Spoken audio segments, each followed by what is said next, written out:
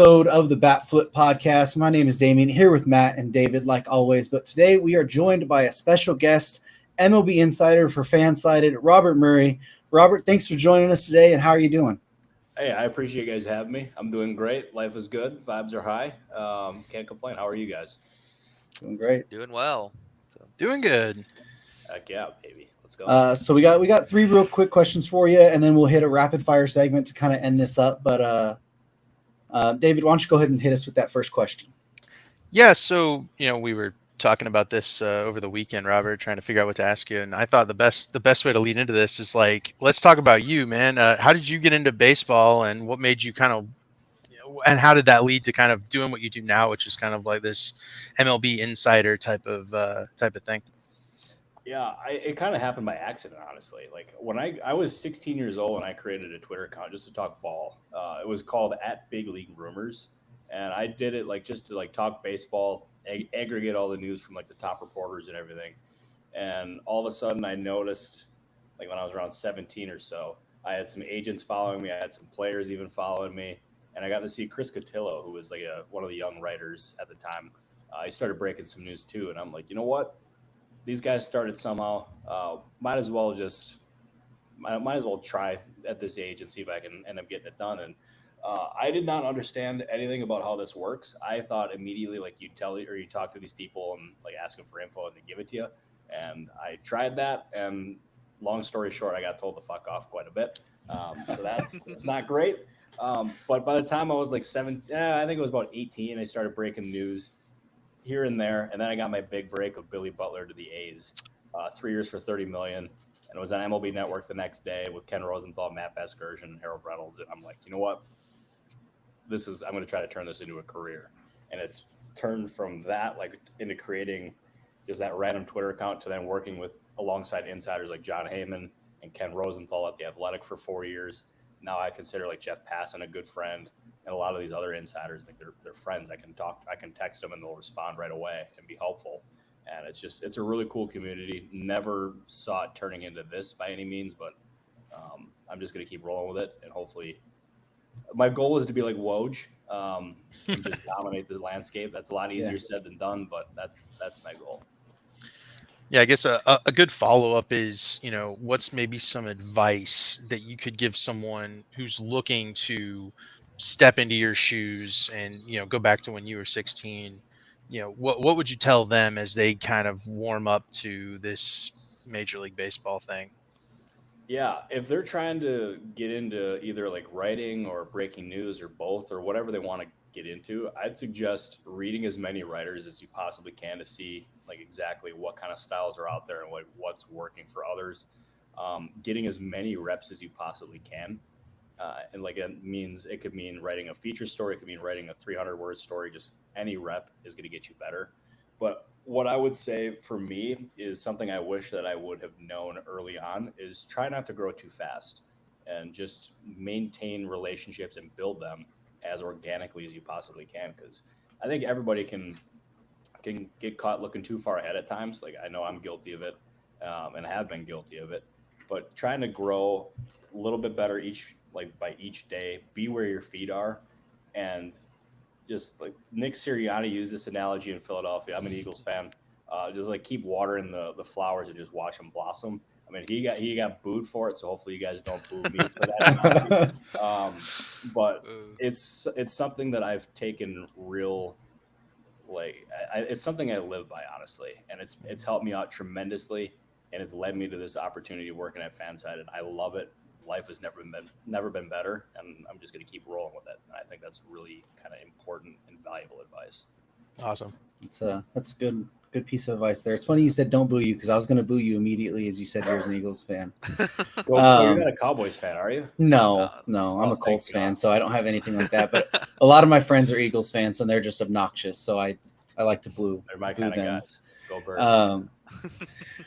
I guess a good thing, we're talking about having your relationships with front offices and stuff. And one thing that I really wanted to know, and I think it's an interesting thing for people to get out there, is how do you go about, you're involved with GMs and owners and front offices. How do you go about being involved with those sources, getting the information from them, and then also being able to vet the information from other people while not hurting that you got it from a source? Yeah, it's an interesting one because it's something I'm still learning to this day. Because I mean, obviously at this point now, I talk to the majority of agents and the majority of front offices, and I would say I know a lot of the people that I talk to on a personal level. And at first, it's kind of hard to go about that, but my really, I was really fortunate that I got to, um, like people took a chance on me at a young age, and it opened up the door and it opened up so many different doors for me. But I think going about your business and being seen at different events, whether it's going to the ballpark or whether it's going to the winter meetings or it's the GM meetings, really, you name it, like going to those events and being seen is really important, and making the most of your time with these people, and also showing them that you can be trustworthy and that you want to go about your business the right way. And I'll actually give you a story of something that happened yesterday. So yesterday morning, I get a phone call, and it's from someone who is very like when he calls me, you know he's got something. And I get the phone call, and I'm told that Michael Taylor was placed on outright waivers. And I contact the right people, and I find out that Taylor has no idea about this. Like he is not aware. Um, and I was asked to hold it until after the game because I found out while he was playing the game. I think it was like the second inning or whatever it was.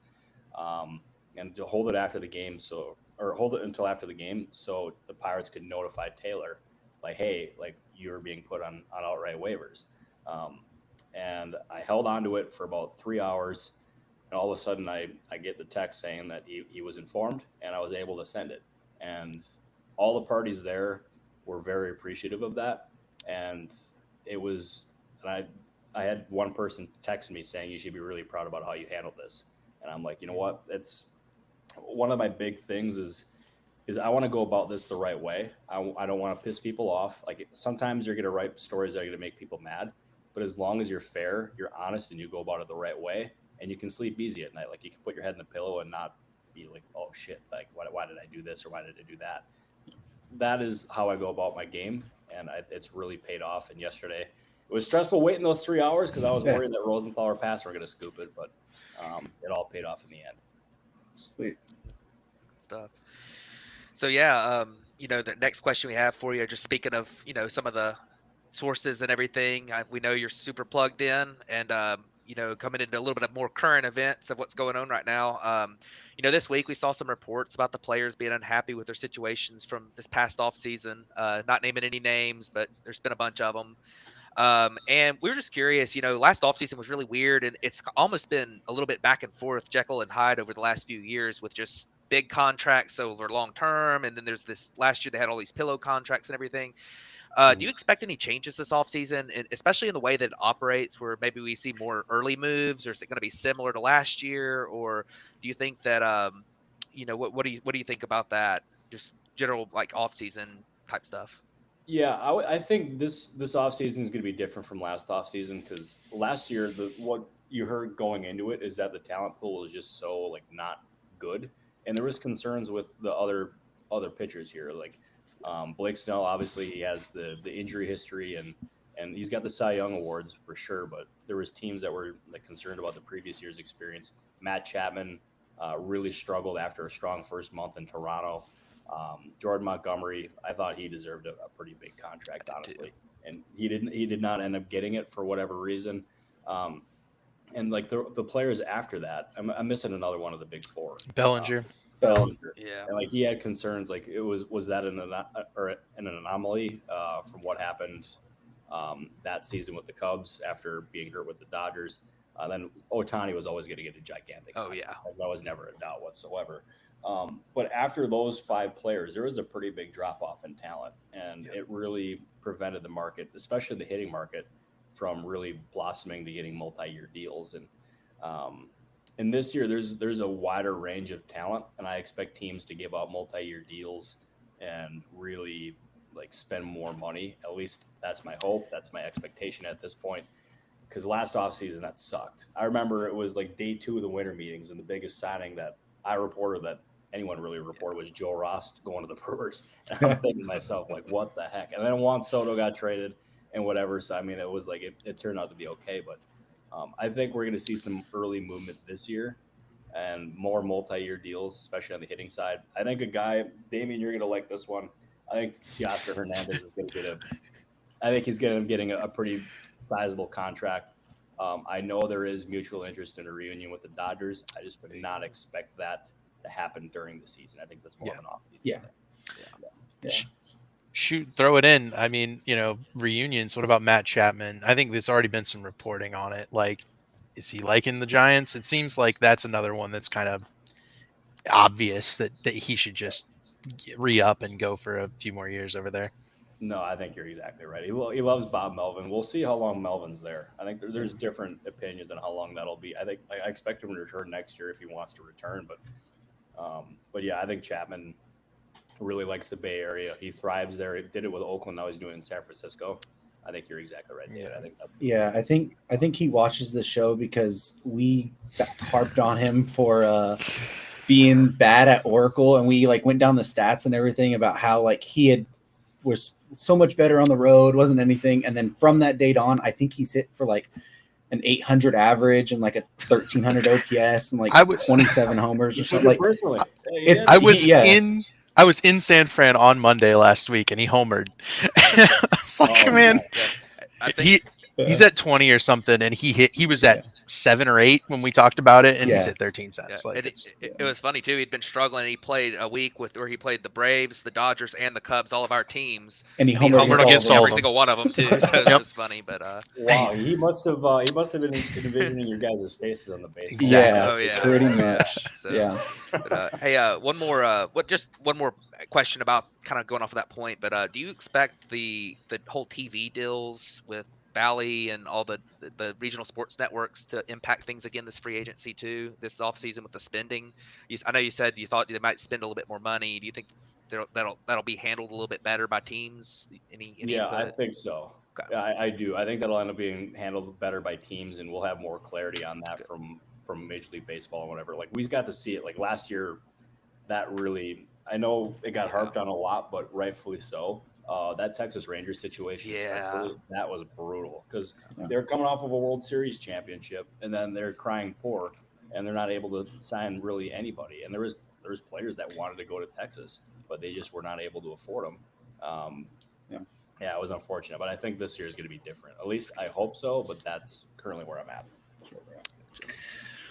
All right. Well, real quick before, thank you again for joining us. I mean, this has been great so far. But we have a few rapid fire questions that we want to just off the cuff, whatever comes to your mind here. So let's start with, we'll stay with current events real quick. What was your favorite moment of this year so far? Could be on the field, off the field, just favorite moment in baseball. I would say it's a great question. I'm thinking now. I would say going to the All-Star game this year, and like this is like my own personal moment. It was going to the All-Star game and going into either the locker rooms before the game or even going on the field for pregame or for media day and having about like 75% of these players know who I am. I thought that was a really cool deal. I thought like that for me was super special. That's awesome. I would also say there's I want to go with. Let's go back to this one because I want to give like an actual thing that happened in the season that I think was pretty cool. Okay, we'll wrap up with that one real quick. Yeah. But these last three, we want to kind of take you back to being a fan, real quick, rather than just the reporter. Let's just be a fan. Yeah. So favorite player of all time. Barry Bonds. I grew up a huge Giants fan, and watching Barry Bonds hit absolute nukes into McCovey Cove, I thought that was just freaking sweet. I know it's not going to be something you're going to like, Damien, but Barry Bonds, my all-time favorite player. Hey, he deserves to be in the Hall of Fame. That's all I'm going to say. He absolutely does. You know ball. I guess this might go hand in hand with it, but favorite ballpark that you've been to? Oh, this is a controversial one. I tweeted this once, and I got ripped into the oblivion. Dodger Stadium. Let's go. I love Dodger Stadium. I think it's freaking sweet. I think it's one of the coolest places in the entire world. I walk in there and I can instantly go back to being at the 2018 NLCS and 2018 World Series. Like hearing Kenley Jensen's California Love just blaring over the speakers. Like it's instant chill. Like if you were talking to me about my favorite ever experience, it's hearing California Love blaring at Dodger Stadium. There's nothing that beats that. Even Sweet Caroline, doesn't. Nope. Not even close. Not in Boston. It's California Love at Dodger Stadium. Yeah, that's awesome. That's a good one. Yeah. A+ move, Robert. You know ball now. Yeah, my God. There we go. I've always liked you. All right, so go ahead, David. I'd say I thought of a good off the cuff one, especially since we're talking about Hall of Famers, right?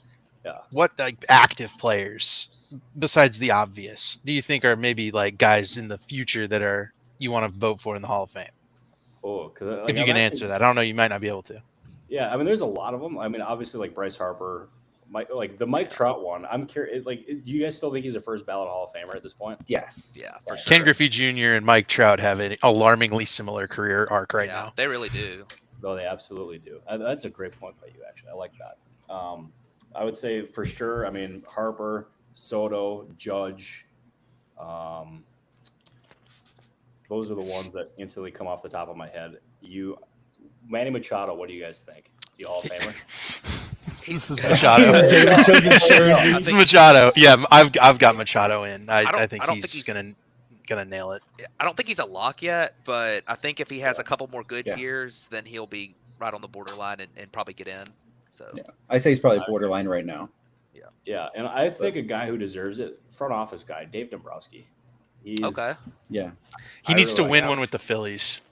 I think if Dombrowski wins one with the Phillies, he's there. No, I agree with that. And I mean, you can look at basically half the Dodgers roster. He could put in the Hall of Fame. It is insane. Yeah, it really is. What about like Andrew McCutchen or a Paul Goldschmidt maybe too? Goldschmidt, yeah, it's a good one. I don't think McCutchen makes it, honestly. I think he's a really good player, but my guess is he probably doesn't make it. I would say Goldschmidt, yeah. Arenado. Yeah, Arenado would be a good question. He He's needs gonna to run start to in the for Coors power Field. again. He really is. He's gonna run into the Coors Field problem, but yes, he is. Yeah, because like a Hall of Fame is so tough, and like I know there's writers who like choose not to be in it because there's so much that goes into it. There's a lot of controversy or whatever. Yeah. Like as of this point, I fully plan on voting for it. But when that time comes, I'll be able to give a lot more detailed answer than the one now because I was not. Yeah, but it's a pretty cool honor. I'm close. I don't know how close exactly I am to it, but I'm pretty close. Sweet. So before we jump back to the moment of the year one, the other one we had was favorite move you've broken. And if that's the Billy Butler one, then let's get something else. But if it's not the Billy Butler, then what's the favorite move you've broken, except Michael A. Taylor going to waivers? There you go. Yeah, that for me, I would say my favorite one that I've ever broken was the Fernando Tatis Jr. extension. That was one I got a call very early in the day that Tatis was being extended that day, and that I just needed to stand by my phone. I did not need to ask any questions. Like I was told to just keep my mouth absolutely shut and just I would be taken care of. And all of a sudden, it was late at night. I was hanging out with my mom because I was still living at home at the time. I was chilling with my mom and chilling with my dog, and I get the call, and I'm told, let it rip. And all of a sudden, I have the tweet all lined up. I hit copy, I paste it, and I watch my phone just absolutely melt. And like the tweet got like 6 million impressions. It was easily the biggest story that I've ever broken.